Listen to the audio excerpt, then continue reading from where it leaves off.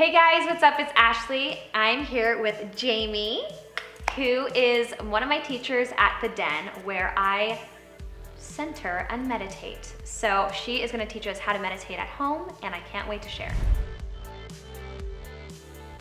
I know I've told you guys before, but I love to meditate every morning. I try to meditate at night as well. It's my favorite thing. It makes me feel centered. And I came across the Den just like with some friends, and it's one of my favorite places. It's just like a sanctuary, and Jamie is such an amazing teacher. She has like the best smile. Thank you. Thank you. But your energy is so nice and like peaceful and radiant, and I'm just like, oh, I love being in her presence. Thank you. You too. I appreciate that. Well, there's just been so many times where I've been so stressed out, and I do have a lot of anxiety. I've had a lot of anxiety over the last year, and so coming to the Den has really just like helped just make that, like, I guess, calm it down, or I don't know, just like find that a lot of your classes are about self-compassion, and we've done crystals before, and it's just like, I don't know, eases you, and it feels so good. And so I really wanted to share my little secret, Jamie, and the Den, which is not going to be a huge secret anymore. Why did you get started doing this job? Similar to you. I grew up ton of anxiety, panic attacks through college, same thing. And I was like, what can I do to help myself get through this? And I was convinced there was an alternative way to heal. So I was into all these different holistic modalities, hence energy healing. I ended up becoming a Reiki master, getting into crystals and all sorts of wonderful things, meditation. Just to kind of, when you were talking, it made me think about, it just gives us a place to allow the energy to process. Yeah. Because a lot of times we don't know what to do with our feelings, and when we're running around in this crazy modern world, we don't let the energy process. So it creates this feeling of anxiety. And when we sit and when we quiet ourselves, we're not running from it, we're not resisting it anymore, so it can move. For me, just in stressful situations, like I've lost my grandfather over the last year, and that was just really hard and stressful, but the minute that like I meditated, I was just really able to just like calm my nerves, and I'm very in tune with energies, and I think you know that, obviously, and it was just like, I can be in a room, I can feel someone's energy, and I didn't know that. I've had people tell me, like, just so you know, you're actually hanging on to someone else's energy, it's not even your energy, and to like release. And so we did like Reiki, which was really fun. But I think it was on the crystal class when you put crystals and we meditated, that I just had this moment where I was like, oh my gosh, I felt like I was spinning. And I was just like, I thought I was gonna pass out or something. And I had asked Jamie, I was like, is that normal? She's like, okay. Yeah. She's like, you're really in tune with your energy.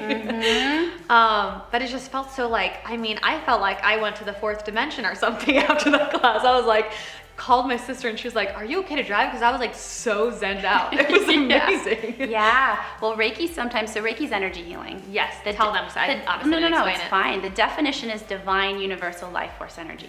So we're channeling a higher intelligent energy, whatever name you want to call it, to release any energies that aren't in alignment with you, and then to call back into alignment loving energies. So those of us that are really sensitive humans, also called empathic, I was like, hey, has anybody told you this before? We feel other people's emotions. A lot of artists, a lot of creative types. It's a gift because we're creative because we feel so much. But we also, when we have energetic exchanges with people, we feel their stuff too. Yeah. So innocently, we can walk around all week feeling something, and sometimes that's what the anxiety is. Yeah. Sometimes we're walking around and we're feeling amped and so much like we've had too much coffee, and we're carrying around our neighbor's energy. So I always teach it in my classes, energy clearing prayers or intentions.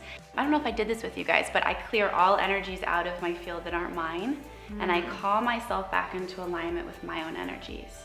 And just that simple. Like, if you feel weird after you talk to somebody, you can do it in your head. Obviously, you don't have to.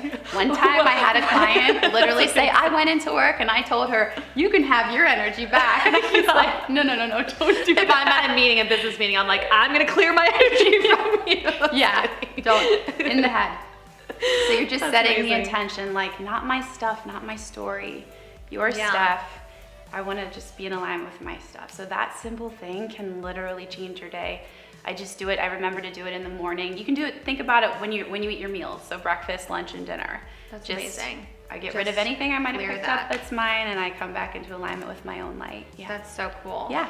I don't know if you guys meditate out there, and I'm sure some of you do, but I'm sure some of you guys think it's like hippity dippity or whatever. Like, and listen, I'm not like a hippie or anything, and we're not bohemian. I mean, I like love bohemian outfits, but I'm telling you, this stuff, like for me specifically, if you have like, you know, any type of like anxiety or stress, just like in just work or school, or just like want to get rid of that, I just feel like meditation is just so important. It's taught me to respond versus react, because I used to be very reactionary, and I used to just kind of be like, take things personally and just react off of people. And now when I meditate, especially if I haven't meditated in a while, I can go back into that, like go back into that mode. But when you meditate, you're just able to be fully aware of what is happening, and you're just like able to respond versus react.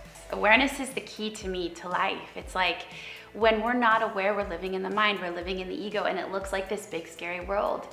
I always kind of give the analogy, it's like we're grass swaying in the wind, and our emotions are taking us all over the place. And then when we meditate, or we find these amazing practices that pull us back to our center, we're the tree, we're grounded, and then life, which is the leaves and the wind and the storms, can happen around us. Yeah. But you're just, okay, I'm just gonna watch that, and then I can respond from a place of higher wisdom. Yeah. Because we all have that place of wisdom within ourselves where we're connected to our true nature, our natural peace. But no one tells us that when we're kids. Yeah. You know? And so through meditation, we find that, like, oh wait, this quietness, this love, this sense of well-being inside, that's actually me. Yeah. That's my true nature, and the rest is a story that's been created.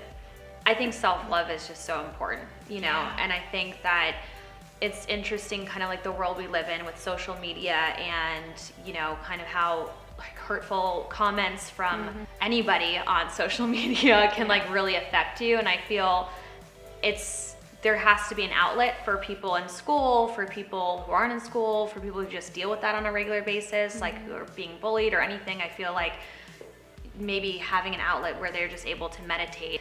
Look at children. When we're born, when we're not thinking about stuff, we just are in a state of love. That's our nature.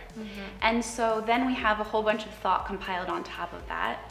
Thoughts about, I'm not good enough, I'm not pretty enough, I'm not skinny enough. All of these awful things from the media that are just projected at us all the time. So innocently, we feel our own thinking. And when we realize we feel our own thinking, we have a thought of, I'm not good enough, or I'm not pretty enough for that to date that person, or whatever it is that we're thinking. We feel our own thought in our body, so it feels awful, not compassionate at all. And then we believe that to be true, but innocently we're creating that ourselves. No one is telling us we're not pretty enough, we're not skinny enough. What if we could kind of see it like, oh wow, I already love myself, the rest is the illusion, the rest is the story. And then we can wake up to our magnificence. It's a hard thing to see past if we've had all of these self-deprecating thoughts our whole life. But what if we just saw them as thoughts? And that there's a whole nother component to our lives that maybe we're just not seeing that is very real and very true. So that's the premise of what I like to explore and talk about in class. Yeah, I love that. I mean, it was one of the like biggest lessons, I mean, for me growing up was just, I had been like, and it's just like so cliche, but like I had been in some tough relationships, and I just was like, oh my gosh, I have to be this way, I have to be perfect, and like, you know, like I'm not pretty enough, or I'm not this enough. And then I was just like, it wasn't until I was like allowing, you know, an ex-boyfriend of mine to treat me a certain way for so long, and I was like okay with that. And it wasn't until like I literally looked in the mirror and I was just like, oh my gosh, I love myself way too much to let someone else do this to me. Like that's not okay. And I knew in the back of my mind, I was like, I know I'm like a good person. I know I'm a good girlfriend. So it's like the guy that is meant to be with me is out there. But it's like you have to literally love yourself before you can love someone else. And it took me years, like obviously years. And then when I did that, like, you know, my amazing husband came into my life. Not that it works like that easy, but I'm just saying like it can. I mean, it was pretty much right after. I do think he knocked at your door. Yeah, I was like, whoa, that was fast. I was hoping that you would guide us through a meditation Just like a little quick one. Yeah. And you guys can join in because I'm going to start right now because I really could use one today. Thank you, Ashley. So go ahead and close your eyes and get comfortable in your space. And just begin by taking a couple deep inhales through the nostrils and take some deep exhales out of the mouth, letting everything go. Deep inhale through the nostrils. Taking just a gentle pause at the top, letting everything go. 2 more, deep inhale. Deep exhale. 1 more, deep inhale. Pause at the top, gentle exhale. Good. Just allowing yourself to simply become quiet. And just bringing your awareness from bouncing around the city or in your life into these 4 walls where you are. As if these are the only 4 walls that exist. Allowing your awareness to move into the body.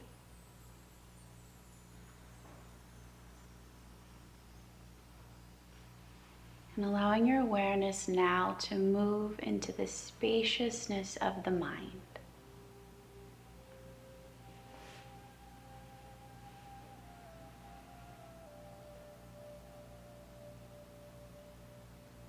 Allowing everything just to begin to soften.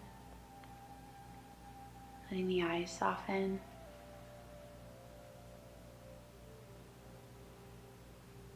Feeling the heart begin to soften.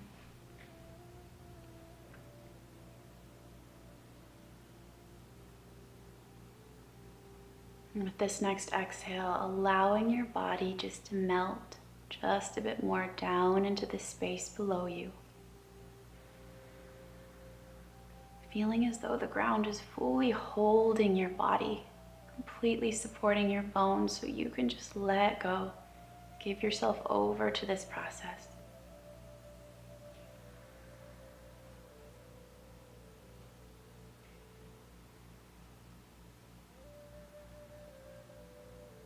Just for now with me, allow yourself to let go of the importance of the mind, letting it all just be thought energy, meaningless, clouds floating through.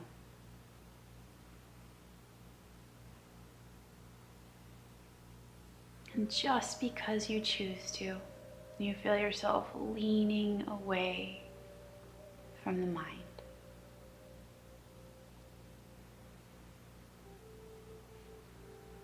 Leaning away from the mind. And feeling yourself drift a bit deeper within.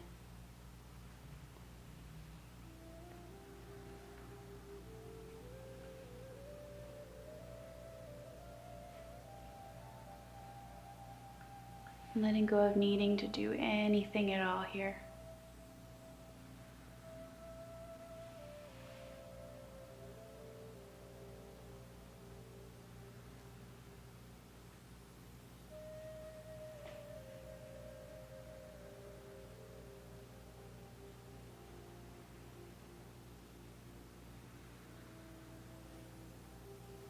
Just letting everything be as it is.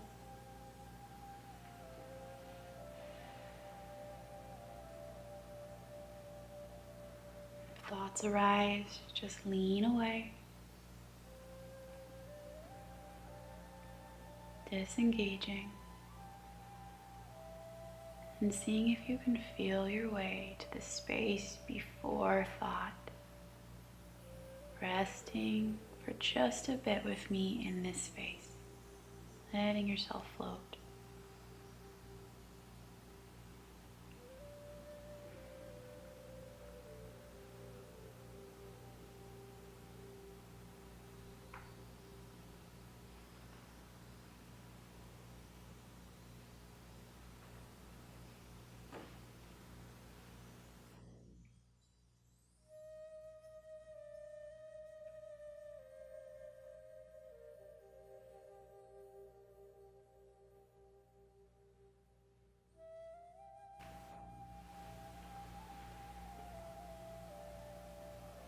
Simply beginning to bring an awareness to the space below you.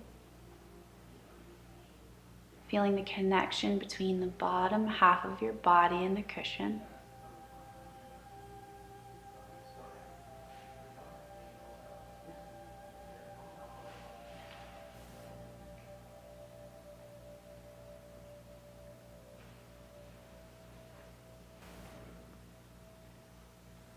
Beginning to bring an awareness to the space below you. Feeling that connection between the bottom half of the body and where you're seated.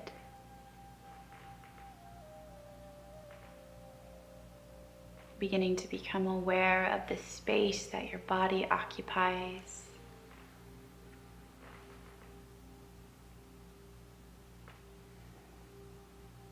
Staying soft with your heart. Placing yourself behind your eyes. Feeling yourself inside of your own body, connected to that space below you. Beginning to notice the sounds around you in all directions. And as you're ready, beginning to bring a bit of a deeper inhale in through the nostrils once more. Filling those lungs up, pausing at the top, and gently releasing the exhale with an open mouth.